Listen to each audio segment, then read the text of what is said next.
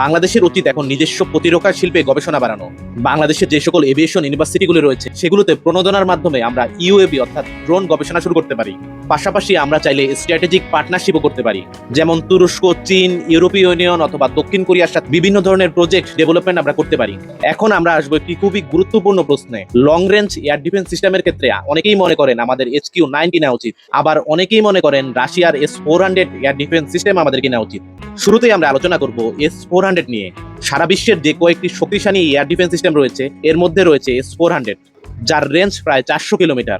এর মাধ্যমে স্টেলথ বিমান থেকে শুরু করে ব্যালিস্টিক মিসাইল পর্যন্ত ধ্বংস করতে পারে, কিন্তু এটির যে দাম সেটি আমাদের বাজেট ছাড়িয়ে যায়। অপরদিকে চীনের তৈরি যে এয়ার ডিফেন্স সিস্টেমটি রয়েছে HQ-9, যার রেঞ্জ 100 থেকে 200 কিলোমিটার পর্যন্ত, এটি কিন্তু অনেকটা বাজেট ফ্রেন্ডলি। আরেকটি বড় ব্যাপার হলো পাকিস্তান কিন্তু অনেকদিন ধরে HQ-9 এয়ার ডিফেন্স সিস্টেমটি ব্যবহার করছে। তাহলে আমরা আসলে কোনটি বেছে নিব, HQ-9 অথবা S-400?